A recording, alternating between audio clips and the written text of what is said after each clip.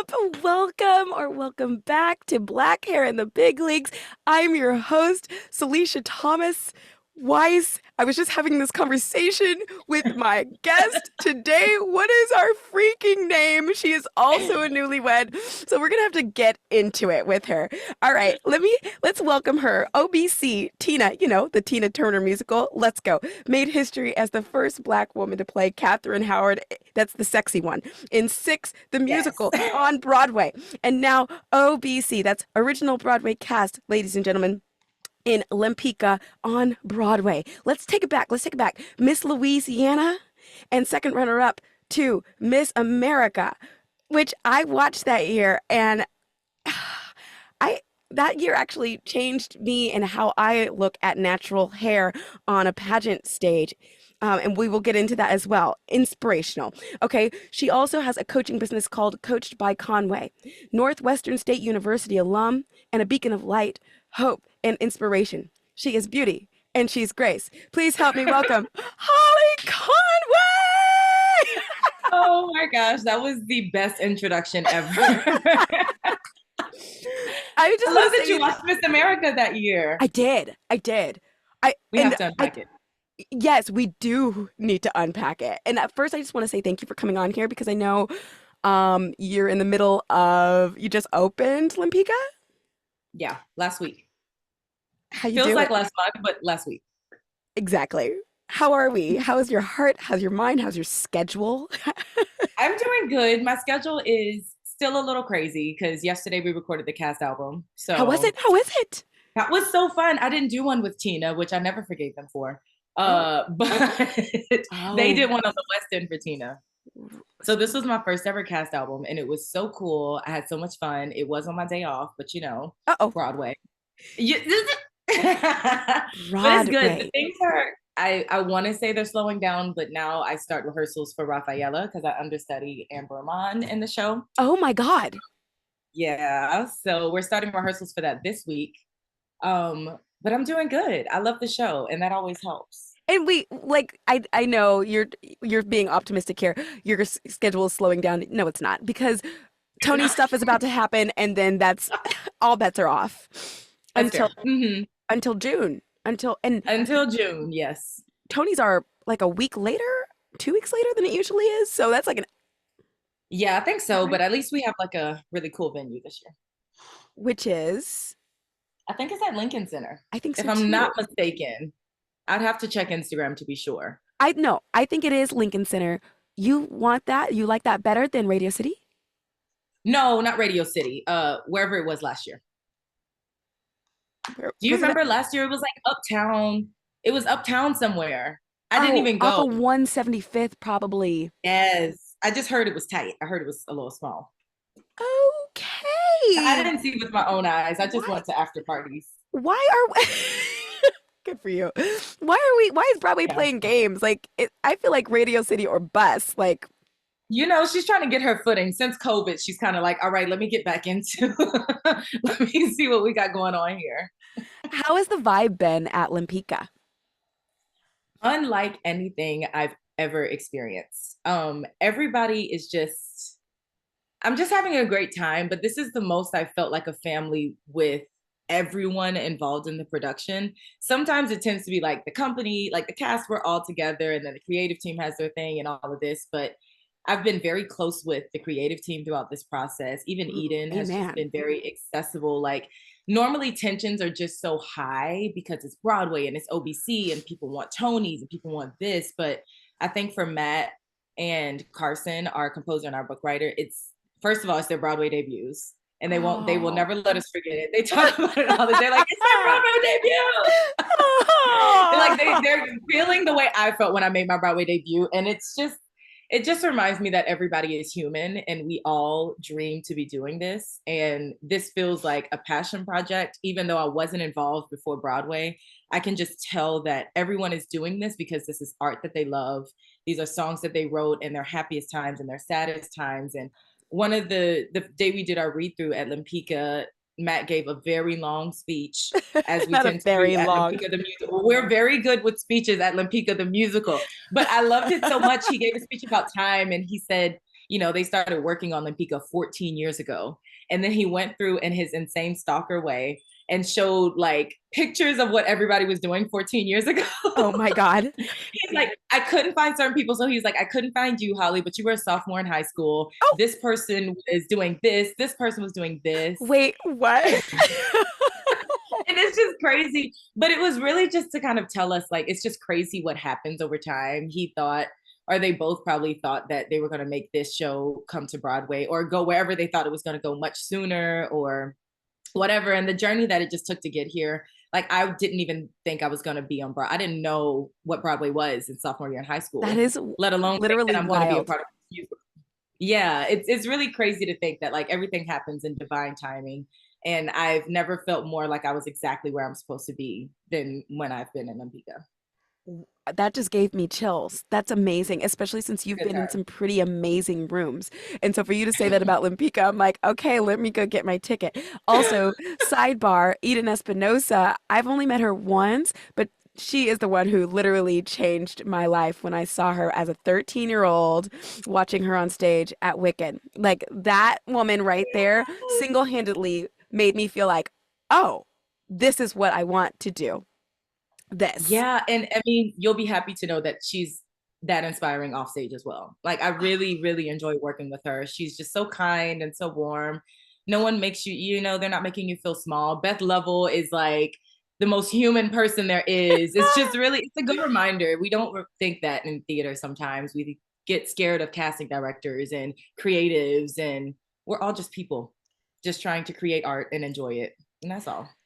Listening to you and just like hearing how well spoken you are, it does remind me, oh yes, duh, she was Miss Louisiana and second runner up to Miss freaking America. So like we have in common that we both have done pageants, and I think I've seen somewhere online, like I used to describe myself as I'm not a pageant girl. I'm just a girl who does pageants. That's me. I'm a pageant girl. I'm just a girl who does pageants. It's a scholarship competition. How much scholarship money did you rack up? Roughly, I would have to say maybe 48,000 or so. Listen, folks, are you listening to this? That's a lot. Not $48. I wish I got it in cash. Oh. That. You see a lot different background. We be on a balcony somewhere. That. But about, I would say probably about 48,000 total. That's maybe, give or take. Incredible. And yeah. I have a lot of questions, and I want to know, like, what, and you've had a few years stepped away from this pageant scene. Is that right? Yeah, because you've been doing the Broadway thing, right? And so being a little bit removed from it now, what is your takeaway? Is it positive? Is it negative? Is it that? Is it complicated? It's more complicated. I think for a long time, it actually was negative for me. And I'm just now within the last maybe year and a half, 2 years, getting to a point where I remember all of the positive. Oh and for a long time, the only positive for me was the impact I made on the Black community. Which you did. Oh my God. And that was, I mean, the reason for me competing, that, and but with that came a lot of trauma and came a lot of insecurities. Actually, my first time feeling depression was when I came back from Miss America. That was my first time going through a depression. And yeah, it was a tumultuous, and also, mind you, anybody doing a pageant, pageants are difficult. Like anybody who is a title holder or doing something of that sort, it's tough. But specifically, my year was the year that the bullying came out from the board of Miss America. Because Caramond? Yes. Oh, so right. I won when Caramond was going out. And so all of the bullying, well, actually, so before her, all of the bullying came out from past Miss Americas. Emails came out from the guy who was over at Sam Haskell talking bad about past Miss America. So they let all of them go. And then they got a new board, which was all women. And that board bullied Caramond. And so I was Miss Louisiana through that. And I just remember once the new board took over, they kind of changed everything about Miss America. So I It had was like the already won 2.0 year or no? 2.0. It was 2.0. Yeah. It was Okay. that year. But it wasn't like once they figured it out, it was the middle of them figuring it out. So I remember Miss Louisiana is one of the last pageants. I think there's only 2 after us, which means 48 girls or so had already won their title. Right. And I remember I was literally running 3 miles, which I have not done since. But I was running miles, honey, in the Yes, rain. you have I'm not since, exaggerating. Your butt was running on stage every night, so don't act. Yes, running on stage. Okay, no, you're I running. remember I was running in the rain. I was wearing a poncho, and this article dropped saying that swimsuit has been removed from Miss America. And all of my pageant coaches and like my men, like all of them calling me, and they're like, "Holli, did you see this?" And so from that point on, all of us had already won our titles, and we go through this process of them completely reframing what Miss America is going to be once we've already been preparing for Miss America. Wow. So it was a tough, we all trauma bonded for sure. It was a tough year. We found out, my cat is breaking stuff. Uh-oh. We found out that talent was going to be 50%. Which was good for you. Which was good for me because Broadway I did win talent. But we found out like 3 nights before the pageant. Like we were at a press event at a spa. We just had a relaxing day at a spa. And then they told us, talent's going to be 50% now. And everybody was like, what? And you were like, you can't just say something like Jesus. that. No, it was terrible though. It was it was a very, very hard time. But even beside all of that, there were just other things dealing with being a beauty queen, a Black beauty queen in the South that were just tough and being monitored that way. So yeah, I had a hard time, but now I've kind of forced myself to remember so much good that had happened that year and what it's done for me and what I've been able to do for people and the person it's made me. Can we talk about you going on stage on the national pageant with your natural curls? Can we talk about that? So I've never competed in a pageant with anything other than my natural hair. Amen. Oh my God, that's amazing. And I didn't actually, the funny thing is when you do stuff like that, that inspires people or like breaks down barriers, typically you're not thinking that you're trying to do that. Oh, I wasn't thinking groundbreaking. You and what was it? Miss Colorado? Miss Colorado, Miss Iowa, Miss Massachusetts, and Miss Delaware. I want you to know that you sent me in a tizzy, and I want to get real for a second because I was battling with like, can we do that? Can we do that? Mm-hmm. But the rules, but the whites, yeah. But all of the things. Whites, honey. Like literally, yeah. I was pacing the living room, seeing all the natural hair on stage, and the journey that I, as a spectator, went on from the beginning of the show to the end of the show was like, wait, can we do this? What are they doing? They are doing this. They are showing up. They are placing. And now this thing that has been kind of maybe taboo in some people's eyes, they're on the Miss America stage.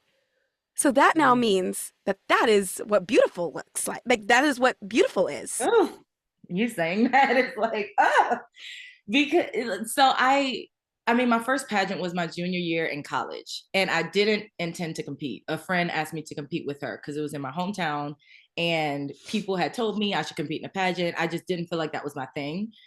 And once I decided to do it, I only had a week to get ready. So first of all, I'd worn a wig, or it was a sew-in or something one time when I was going natural. Terrible, stiff, didn't know what to do, didn't know what I was doing. Like my mom doesn't know anything about hair weave or anything other than protective styles like braids. And so when I was getting ready for the pageant and I was reading up on what the guidelines are and I literally had no idea other than toddlers and tiaras and Miss Congeniality. Okay. And so I just literally had to read the packet of like, they give you the pageant job description. It's like 7 pages of what you're supposed to be. Yes. And nowhere in there did it occur to me that I needed to straighten my hair. Like it didn't cross my mind once that I should have done something else to qualify for this. And So I just did it, and I did it the way I look every day because I assumed that's what I was supposed to do. And it wasn't until, thank God for my pageant moms, who I did the same pageant every year. I competed at Miss Louisiana because those women were my family, and I've lost 2 of them already. I'm sorry. But they never questioned me. They always let me be myself, and I never considered competing in anyone else's pageant because they loved who I was, and that was all. So yeah, so I competed at Miss Louisiana, and it wasn't until I went to the teen pageant. You know, you go for your meeting and you go watch the teens before you compete. And Yes. there was a little Black girl, and I still follow her on Instagram today, and I watch her life. And she came up to me and she was like, I didn't know I could wear my hair curly for a pageant. That. And I was like, I almost cried. I was like, let me not cry in front of this little girl. And I was like, why can't you? And she was like, because all the white girls' hair is straight. And I was like, if your hair is curly and you love it curly, wear it curly. And that was when I realized that it was a thing. It's a You know, I thing. never thought that it was a thing. It was a thing, Holly.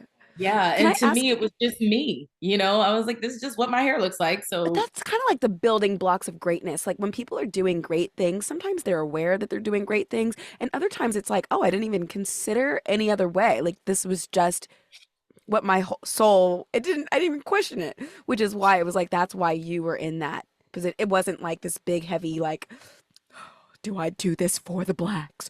Do I do this for my people?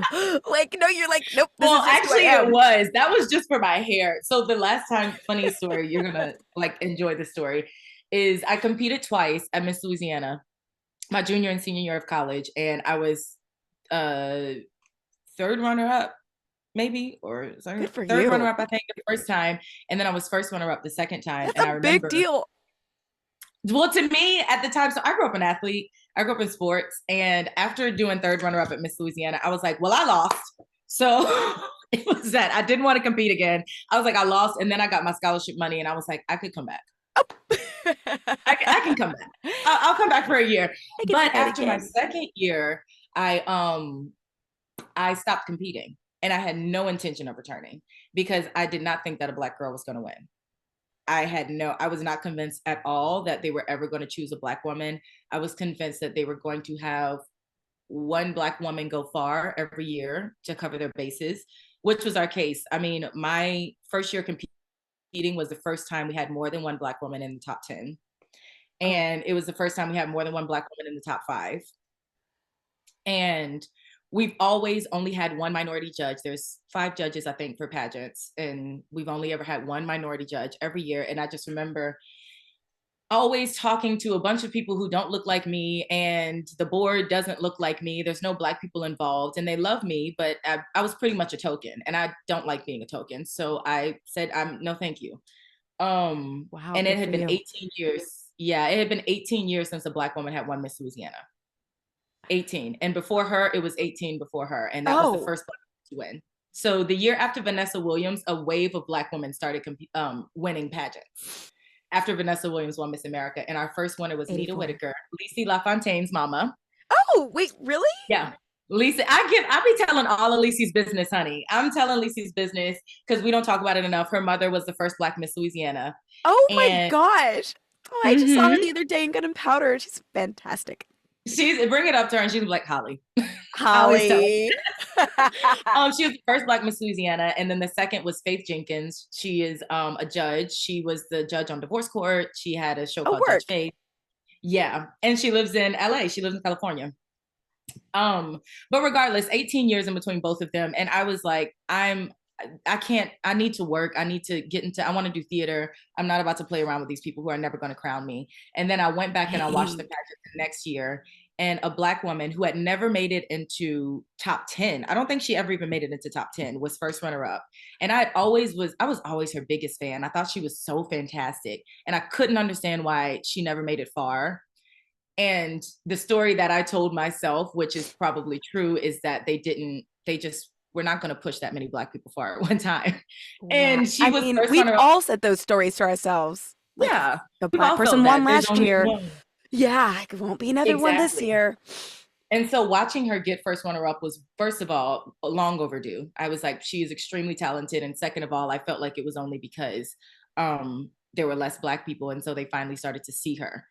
So I got very frustrated that year when she lost because I felt like she could have won easily. But of course, pageants are subjective. But I just remember crying when they called her for first runner-up, because once again, I felt like I failed. I felt like there was never going to be a Black woman. And then I heard God saying to me as I was watching this, you can't cry about it if you can do something about it. Oh. And I still had years of eligibility, and I wanted to see a Black woman be Miss Louisiana. And I felt like if I wanted it that bad, then I needed to do it. And I went outside, and one of the pageant fans, he put Faith Jenkins on the phone. He was friends with her, and I didn't know her at the time, but he was friends with her, and I was always a big fan of hers because she's a very successful Miss Louisiana. He put her on the phone, and he put me on the phone with her, and she said, "Holli, I won't force you to do it, but if you think you can, you should." And she gave me encouraging words, and I did a pageant that weekend. Oh my God. I did a pageant that next week. Story?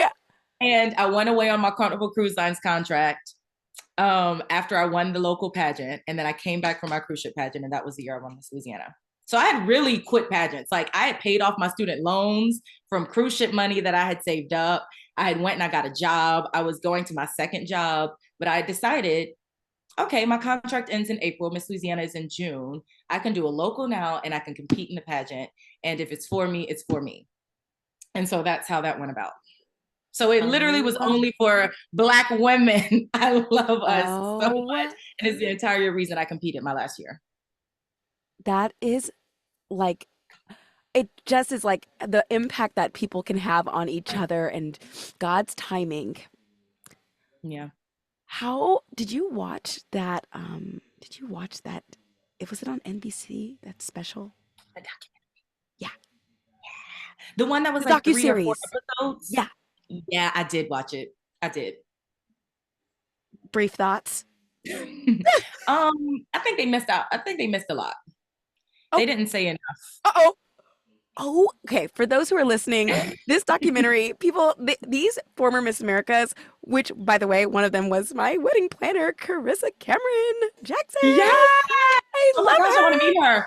I've never met her before. I know. I wanted to meet her too, so I hired her. I was like, yes. That's funny. Her story, oh my gosh, when she talked about that, and it's real. Oh my gosh, she had me in tears.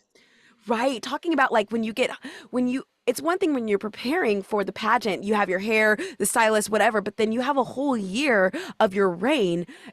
And as a Black woman, if they're not used to Black title holders, they don't understand a Black woman's hair. Like, you got to get your hair done. You don't want to be showing up to appearances not feeling like you look ready, and having to deal with that on the road, having to deal with hairdressers, and people on tour have experienced this too. Our guys on the road, like, I feel like Black guys, like, they're told to go find a local barber, and at least that's how it was when I was on tour. Like, the white guys got to get their hair cut downstairs, and the Black guys had to go find a barber in random cities. Like, and Black men do not play about their barbers. No. They might as well be like finding a father. They're not about to just run out into a town and just find somebody to cut their hair. They're like, what?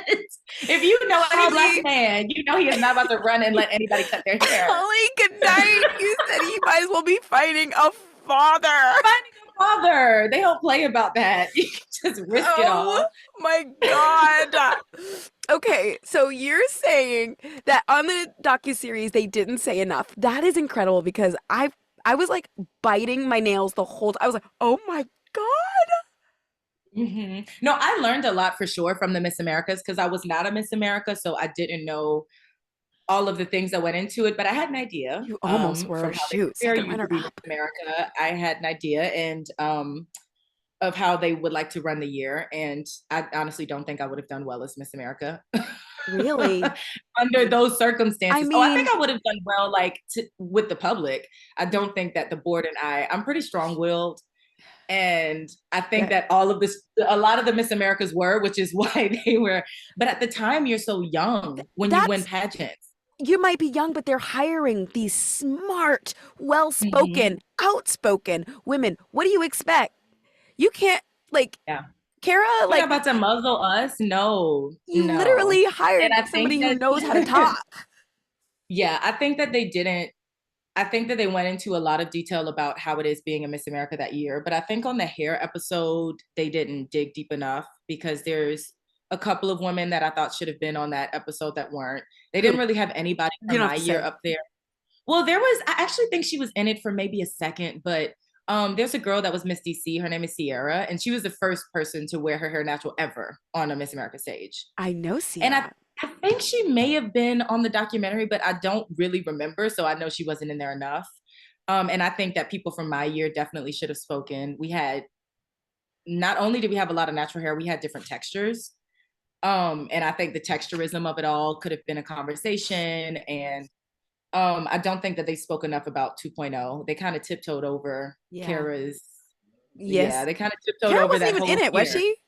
No, I don't think she was. They Kara would have had a tiptoed lot over to that say. whole year. Nia was in it, and Nia didn't say much.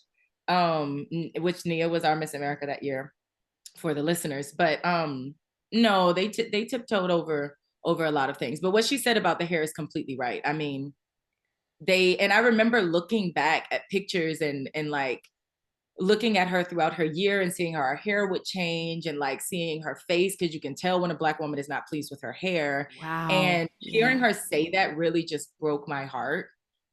Wait, who is this for Nia? Sorry, I went back to Carissa. Oh, okay. Sorry, I'm like, no, Nia always had Nia had yes. a look. Yeah, that's what I thought. But yes. Yeah. No, Nia had a Carissa. look.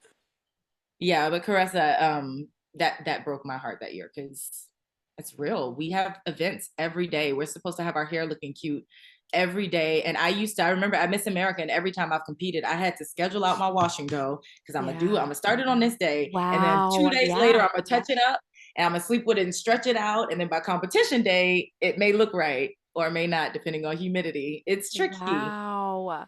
But I kind of feel like that training is like now you always know what to do with your natural hair in real life. But well, now it's easier because we have better products. But back then, I mean, even every year it gets better. But back then, there weren't great products for natural hair, and Eco Styler just was not doing it the way I needed it to be doing it. My hair was crusty. It was not doing it the way I needed to be doing it. So wait, have you always worn your hair natural since you were little? Did you ever have a period of straightening it? No, I had a perm. I'm from the South. I'm from Cajun country. I was born in Lafayette, Louisiana, where the Creoles live. And where the Creoles live, honey. And to be honest, let's talk about texturism a little bit.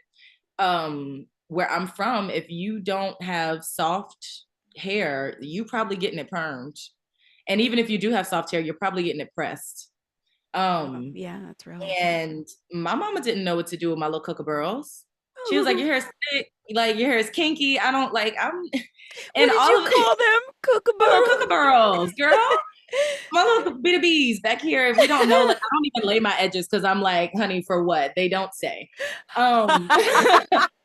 Like my parents didn't know. I have pictures of me at like 3-year-olds with like crochet braids, not the kind that we doing nowadays, like mini 4,500 braids on my head weighing me down.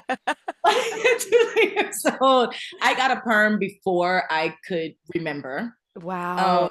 And I had no idea what it meant to be natural. I didn't know what was growing out of my scalp. Like when I tell you I had no concept of what would happen if I didn't get a perm once every 6 weeks. Wow. I just knew that my hair was thick and hard to manage. I didn't know that those were curls. Wow, Holli. Yeah, no, I had no idea.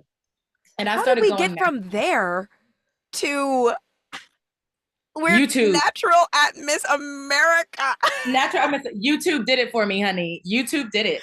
Honestly, people started going natural. I don't know if I had any friends who I knew that were natural growing up. I think there was some girls who I just thought had curly hair, but I just didn't have curly hair. That's just what I thought. I was like, I just don't have curly hair. That's just what I thought. And once YouTube really started to get popular and the natural hair movement came out, I started watching videos. I was really into Girlfriends. And so I would always look at Joan's hair, but I thought Joan's hair looked like that because she was mixed. So like, I didn't think that like a girl who was Black, like, you know, both my parents Black, I didn't think that my hair was ever going to do anything like that. So YouTube, I would watch videos and see natural women, and I'm like, oh my gosh, you're telling me if I grow my hair out, it's gonna look like that? Give or take. They didn't put a disclaimer. Right. Didn't talk about the transition. They had me thinking I was gonna be looking like Beyonce's hair video that she just posted. Oh, I haven't seen it. Oh, go look, girl. She took her weave out. No. She took her weave out and showed us her wash process. She really? She showed us her real hair. What are your thoughts? I have not seen it. Is it's it on healthy. her Instagram? Yes, it's on her Instagram. It's healthy as heck. It's down to her waist. It's healthy. It's soft and it's soft, but she said she Creole, so she says she's from Louisiana. Oh, I cannot wait to watch this. But yeah, that's what I thought my hair was gonna be giving. Like, I thought I was gonna look like Joan, but I'm like, I really, had no idea. I started watching YouTube and I decided I was gonna go natural. I was the first in my family. They picked on me. They were like, what is wrong with you? You're crazy, blah, blah, blah, blah. My family still picks on me. I'm like, I have a whole hair podcast. And they're like, why you wear your hair like that? I'm like, really? No, I looked insane when I was growing my hair out because I didn't know. Like, I never even wore my hair curly. I would crimp it for homecoming. Insane.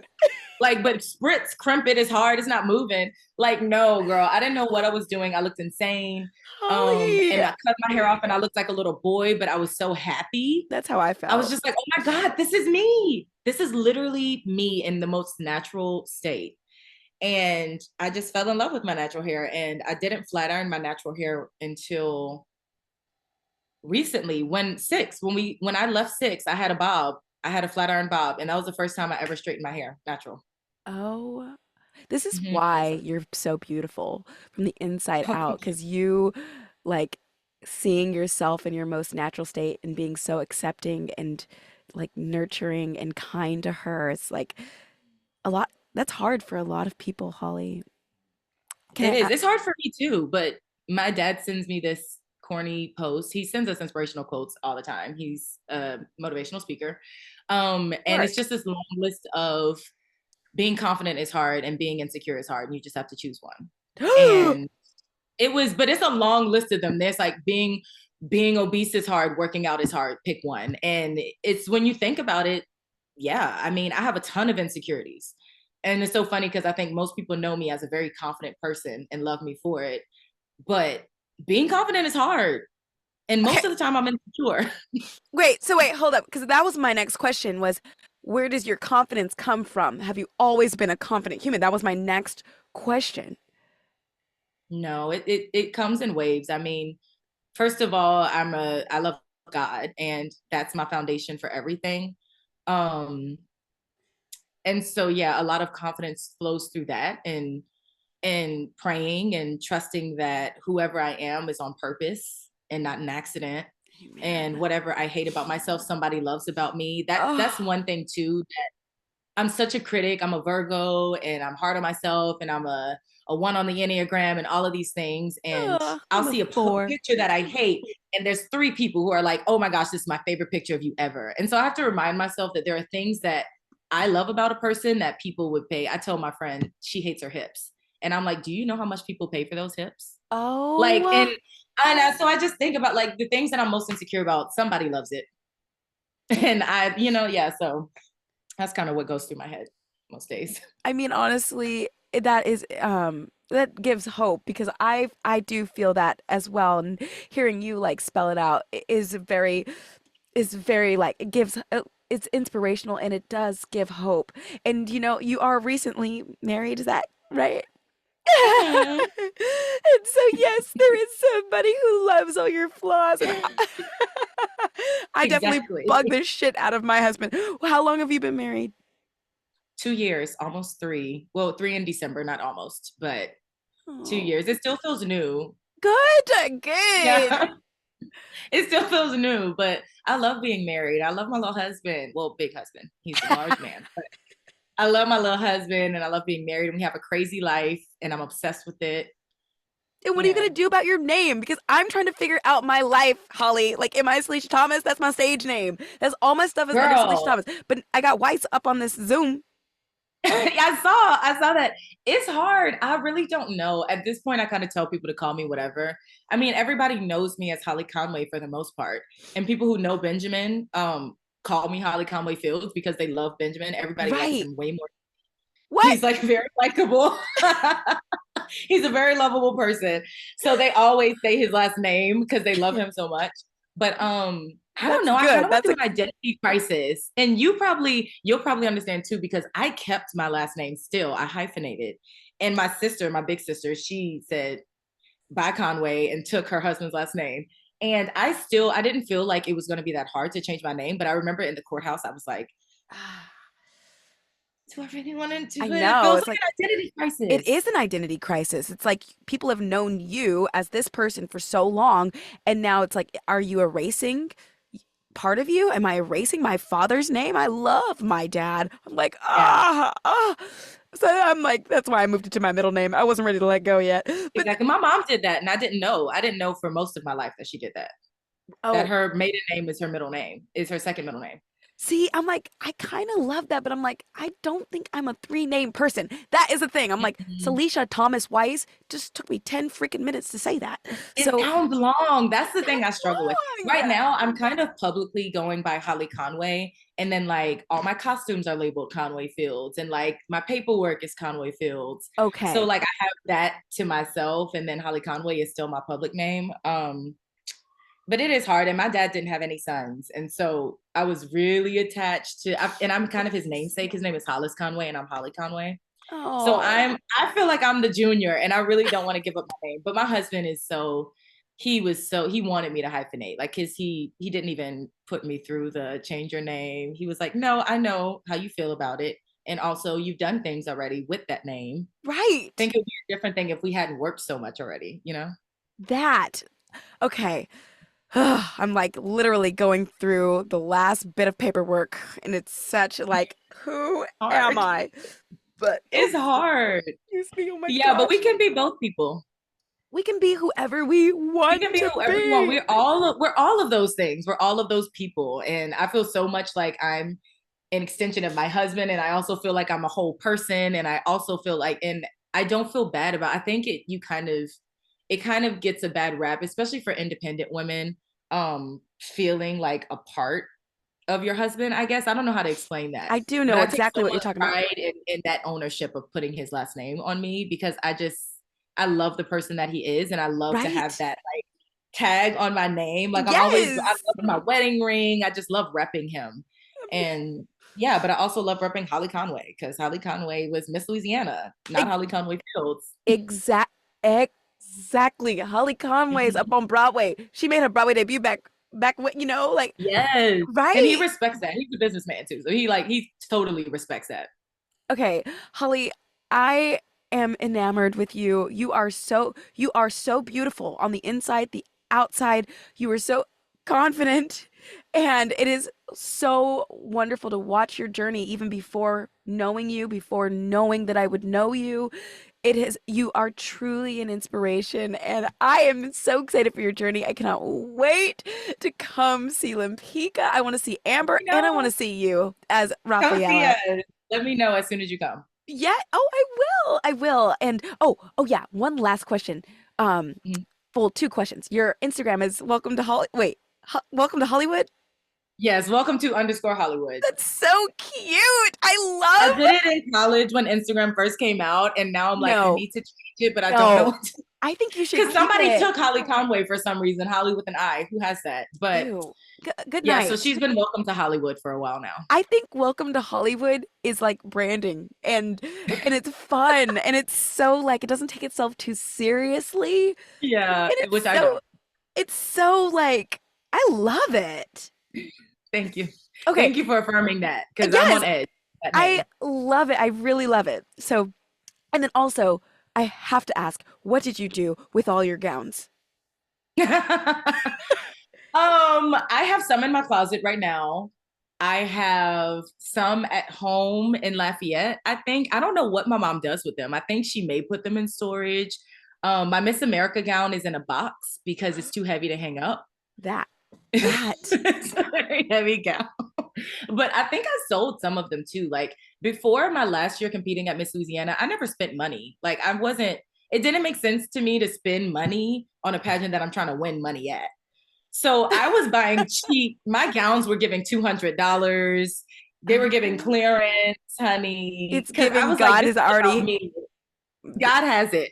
God has this. You're like, So they I'm were putting it probably as given least. away. They were so cheap. It's literally incredible and insane. Like people spend a lot of money Oh, a on lot of pageants.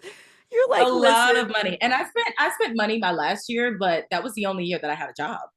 And I saved to spend money. And I only spent money on my evening gown. My talent gown was still only $200, $300. oh my gosh. No, I'm not about that. Well, folks, you heard it here first. People who put their dreams out there in the universe. Listen, she says she want to be a Broadway star. Honey. Go catch her live in Times Square on Broadway. Lempicka on Broadway right now. Holli Conway, thank you for coming by. Black hair in the big league. Thank you.